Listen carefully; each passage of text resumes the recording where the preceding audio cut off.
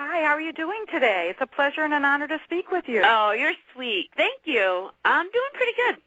That's great. Well, I love people who like to shake things up, and you have with your out-of-the-box concept of going against the traditional way of doing music by starting Kickstarters. We want to hear more about that. Well, I was on a major label for my entire career, and when I got off of the label, I wanted to try something just a little different. I wanted to try involving the listener, the public, the people that listen to radio, the people that tune into, satellite radio or websites or buy the records or come to the shows, involve them in the whole process of making a record. I had been told for years that, people don't know what they want to hear. You have to, hand them a certain thing, and that, they'll be better, that's how we get the music out there. And I thought, well, certainly people have to have an opinion. Let's see. So I went to the socials, my Facebook and Twitter, and started, posting and becoming connected with my followers, and the followers grew and got to a point where I was like, what songs would you like to hear on the record? So we would put snippets on Facebook or perform it on Stage It or Twitter, and put little snippets of songs on there and say, should this, thumbs up, thumbs down? Would you, if we're making an album together, would this song be a part of the record? And sure enough, we came up with enough songs to make a record.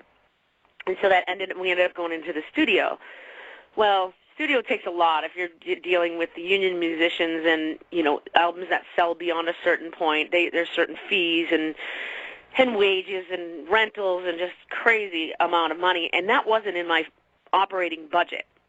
So I went to Kickstarter, which is if you're 25 years old or younger, you know what it is.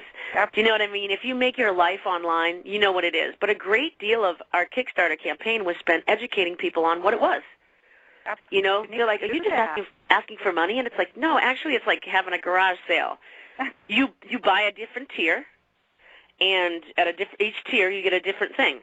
You get a T-shirt, you get 8x10s, you get a performance in your backyard, you get to sing on the record, you get different things for each tier. And so a lot of it was educating people on what Kickstarter was.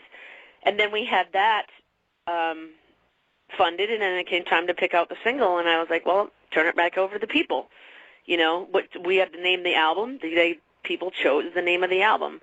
My logo was sent to me via Twitter from one of my followers, had designed the artwork for Dreambound Records. So it's really just giving the people a voice. I thought it would be a unique approach as opposed to, dictating what they hear. Let them choose it. It's not only a unique approach, it's a great approach. When I watched the video on Kickstarter.com, I felt a chill going down my spine. It was so great seeing someone give credit to not only their fans, but to the people who helped them in the recording process.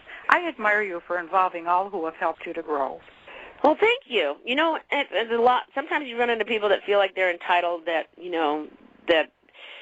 it's just not that way. I mean, I think that if I look at it from a standpoint of gratitude, I am grateful that I'm able to be played on the radio. I'm grateful that I'm able to make music. I'm grateful that the fans come to the show. I more stand from a place of gratitude than entitlement, like, oh, well, I should be. No, I shouldn't. I just ask radio stations, I'm like, just play it once and listen to your listeners. If they don't like it, don't add it. But if they do like it, give it a shot. And so that's been my main goal right now is, I don't have a multi-million-dollar machine behind me able to buy promotions and swap out artists and do all that stuff, that the benefits of being part of a large, company has. I don't have that. I just have, allies in the business and people that, I can say, just try it. Try it. And if they don't like it, fine, So that's been my major deal is just give it a shot. At least you know. At least you know who likes it and you know whether to go with it. Over 220,000 impressions were counted during the 10-day voting period, and Peace Sign was the fan favorite. It was my favorite, too. Was it really? Experience and could identify with you in this song. Tell us more about that.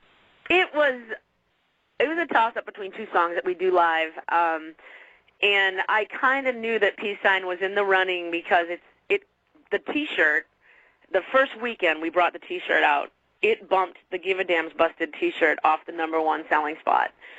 Like, Give a Damn is the #2 shirt now. It was always my #1 selling shirt. And then so we brought the peace sign shirt out. We sold out the first weekend. And so I was like, whoa, I didn't even think people got the song. You know, it's like, it's funny. It's, you know, tongue-in-cheek, off-the-cuff, kind of sarcastic and silly. Almost in the same vein as, you know, my Give a Damn's Busted. But the people loved it. They thought it was hysterical. And, you know, I guess you could be offended, but most people get me as a person and know that I'm just silly and goofy.